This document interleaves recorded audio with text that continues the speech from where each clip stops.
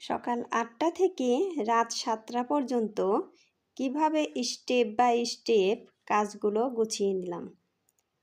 Hello friends, নমস্কার, good morning সবাইকে। ইলাস ব্লগে স্বাগতম। কেমন আছেন সবাই? আশা করি ভগবানের কৃপায় ভালোই আছেন। আমিও তো অনেক ভালো আছি। ইলাস ব্লগে আরেকটি নতুন ব্লগ ভিডিও নিয়ে চলে আসলাম আপনাদের জন্য। এই তো আজকের ব্লগটি শুরু করেছি এই ভাজি দিয়েই। পেঁপে আর লাউ মিশিয়ে ভেজে নিচ্ছি। এগুলো কিন্তু আমি গ্রেট করে নিচ্ছি, হাতে ঝুরি করতে পারিনি এত ঝুরি, সেজন্য আমি গ্রেট করে নিয়েছি। এই ভাজিটা তো রুটি দিয়ে খুবই টেস্ট হয়, রুটি দিয়ে এমনকি আমার ভাত দিয়েও খুব ভালো লাগে এই ভাজিটা। তারপর এখন আমি গোলা রুটি করে নিব। আর রুটিগুলো কিন্তু অনেক সুন্দরভাবে ফুলে উঠেছে। যে কয়েকটা বানিয়েছি সবগুলো রুটি একদম সুন্দরভাবে ফুলেছে। আপনারা চাইলে এভাবে বানিয়ে দেখতে পারেন যে সত্যি নাকি। একদমই সুন্দরভাবে ফুলে উঠেছে রুটিগুলো। আর এই যে এই কড়াইটা তো আমার লোহার কড়াই, একদমই ওজনদারি। আমি প্রথমে কিন্তু ঢালতেই পারছিলাম না, এইভাবে ঢালতে লাগছিলাম তাও ঢালতে পারছিলাম না। তারপরে যে কাঠি দিয়ে খুন্তি দিয়েই টেনে তারপর নামিয়ে দিয়েছি। ওই দেখেন কত সুন্দরভাবে রুটিগুলো ফুলছে। কেউ তো বিশ্বাসই করবে না যে এগুলো গোলা রুটি নাকি বেলে নেওয়া রুটি। আর এই রুটি কিন্তু গরম গরম খেতে খুবই টেস্ট হয়। ঠান্ডা হলে পরে খেতে ভালো লাগে না, একদম নরম হয়ে যায়, একদমই আটার মতো লাগে পরে। কিন্তু এইরকম গরম গরম খুবই ভালো হয়। প্রত্যেকটা রুটি, যে কয়েকটা রুটি বানিয়েছি সবগুলো রুটি একদমই সুন্দরভাবে ফুলে উঠেছে। এই তো রুটি বানানো শেষ, তারপরে আমাদের কিন্তু খাওয়া দাওয়াও শেষ। তারপরে এই যে জামা কাপড় ধুয়ে নিয়েছি, ওইগুলো ছাদে ছড়াতে আসছি। আর এখন তো কয়েকদিন ধরে প্রচুরই রোদ উঠেছে। এই শীতের সময় এইরকম রোদ থাকলে খুবই ভালো লাগে। সন্ধ্যার আগে থেকেই তো শীত পড়ে আসে। এই 2-3 দিন যাবৎ ভালোই শীত পড়তেছে। আর আমাদের বাসার ভিতরে চারদিকে আটকায় রাখলে একটু কম লাগে, কিন্তু ছাদে গেলেই তো একদম শীত লাগে। সেই জন্য আমি রাতে আর ছাদে যাই না, একদমই যাই না। আপনাদের দাদা একটু হাঁটতে যায়, এমনিতে আমি প্রতিদিন যাইতাম আপনাদের দাদার সাথে, কিন্তু এখন আর তাও যাই না, কারণ আমার শরীরে এমনিতেই একটু শীত বেশি লাগে। সেই জন্য আমি আর ছাদে যাই না, কারণ হাত পা ঠান্ডা হয়ে যায়।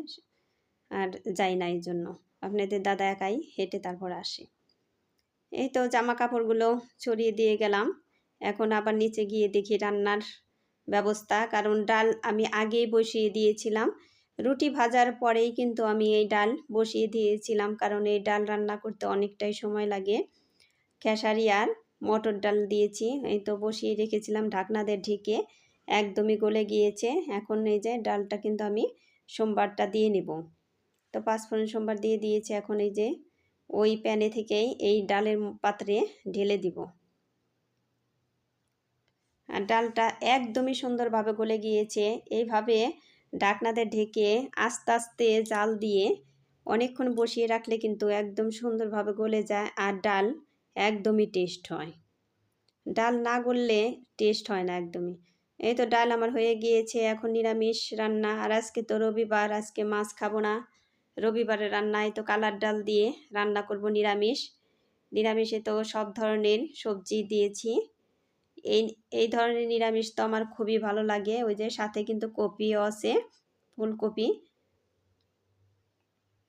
ফুলকপি দিলে তো প্রথম তো এই সবজিগুলা খুবই টেস্ট লাগে, পরে কিন্তু এই ফুলকপিগুলার কোনো টেস্ট থাকে না।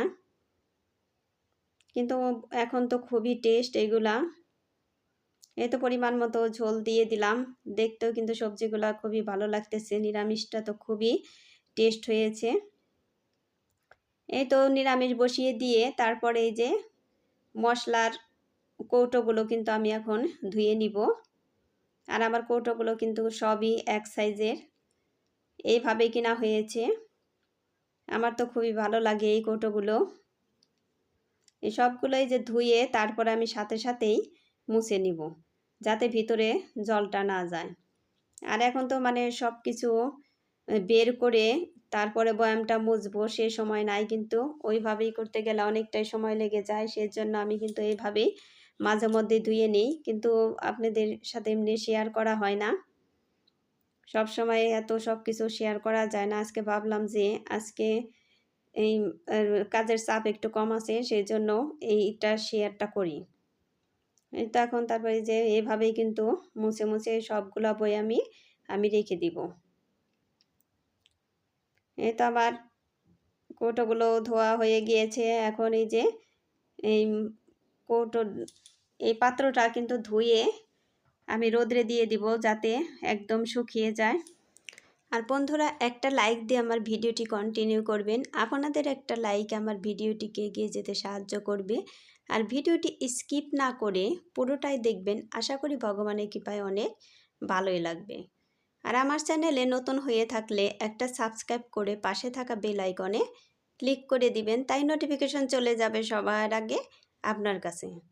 আর ভালো লাগলে বন্ধুদের মাঝে শেয়ার করে দিবেন। এই তো কৌটোগুলো ধুইতে ধুইতে কিন্তু আমার নিরামিষ হয়ে গিয়েছে। একটুখানি জিরে গুঁড়ো দিয়ে দিলাম। এখন নিরামিষটা আমি নামিয়ে নেব। এই তো তারপরে কিন্তু আমি আবার একটা ভর্তাও করে নিব। এই যেগুলো বাকি ছিল ধুয়ে নিয়েছি, ওইগুলো এখন ভালো করে সবগুলো কৌটোই মুছে নিচ্ছি। আর বন্ধুরা, সবাই আমাকে এত সুন্দর সুন্দর কমেন্ট করেন, আমার তো কমেন্টগুলো পড়তে খুবই ভালো লাগে। আমি কিন্তু কমেন্টগুলো বারে বারে দেখি যে কত সুন্দর সুন্দর কমেন্ট, এগুলো পড়তে এবং কমেন্টে রিপ্লাই দিতে আমার খুবই ভালো লাগে। এভাবে সবাই আমার পাশে থাকবেন, আমিও আপনাদের সবার পাশে থাকব। কারণ এই সবই একার পক্ষে কিন্তু সম্ভব না। সবারই সবার চ্যানেলে যেতে হবে, না হলে তো কেউ একা আমরা এগিয়ে যেতে পারবো না। এই তো রান্না বান্না শেষ করে চুলাটাও পরিষ্কার করে নিচ্ছি। রান্নার পরেও তো অনেক কাজ থাকে, কারণ সব বাসন কড়াই টড়াইও মেজে নিয়েছি, ওগুলো তো আর দেখানো হয় নাই। আগেই তো বললাম যে সব কিছু তো শেয়ার করা যায় না, তো সব সময় ভিডিও কি করা যায় নাকি। এই তো এখন এই যে এই পাশটাও একটু মুছে নিব। সকাল 8টা থেকে রাত 7টা পর্যন্ত কিভাবে স্টেপ বাই স্টেপ কাজগুলো আমি করে নিলাম। তাহলে এতখানি তো দেখেই ফেলেছেন, তাহলে পুরো ভিডিওটা দেখেই ফুল ওয়াচটা করে দিবেন। আমি কিন্তু সবার যার ভিডিও দেখি সবারটাই ফুল ওয়াচ করে দেই, এমনকি লাইকও করে দিই। লাইক ছাড়া কিন্তু আমি কোনো ভিডিওই দেখিনি। আর হলো ফুল ওয়াচ, সব ভিডিওই ফুল ওয়াচ করে দিই। এই তো এই যে তারপরে এই যে এগুলো একটু শেয়ার করি। ওই দেখেন ডালটা কিন্তু খুব সুন্দর হয়েছে, নিরামিষটাও অনেক সুন্দর হয়েছে, এগুলো কিন্তু খেতেও খুবই টেস্ট হয়েছে। আবার এই যে সকালে পেঁপে ভাজি করছি, সেগুলো আছে। আর এই যে ভর্তাটা তো একদমই টেস্ট হয়েছে। আমি তো ভর্তা দিয়েই অনেকগুলা ভাত খেয়েছি। আপনাদের দাদা তো মানে ভর্তা খেতেই চাইতো না আগে, কিন্তু এখন আবার আমি একটু একটু দিতে দিতে তারপর এখন একটু খেতে পারে, কারণ ঝাল কম করে দিই তো, কারণ আপনাদের দাদা আবার ঝাল বেশি খেতে চায় না, সেই জন্য এই ভর্তা কিন্তু খেতে চায় না, কারণ ভর্তা একটু ঝাল না হলে তো আমাদের কাছে ভালো লাগে না। কিন্তু আপনাদের দাদা তো অমনি খেতে চায় না। তারপরে এই যে রাত 7টার সময় কিন্তু আমি ফ্রিজ পরিষ্কার করতে আসছি, কারণ ওই দেখেন চারদিকে কত বরফ জমে গিয়েছে। আপনাদের দাদা আমাকে বলে গিয়েছে যে ফ্রিজের সুইচটা অফ করে রেখো, আমি এসে তোমার এই ফ্রিজটা পরিষ্কার করে দিব, কারণ তোমার তো শীত একটু বেশি লাগে, এমনি তো একটু শীত শীত, বরফ করতে গেলেও তোমার শীতটা বেশি লেগে যাবে, কাজে আমি এসে তারপরে এই ফ্রিজটা পরিষ্কার করে দিব। তারপর আমি ভাবলাম যে ওখান থেকে পরিশ্রম করে আসবে, তারপরে আবার বাড়ি এসেই কাজ করবে, তার আগে আমি এটা পরিষ্কার করে নিই, কারণ সব কিছু কি আর আপনাদের দাদার জন্য রেখে দিব নাকি।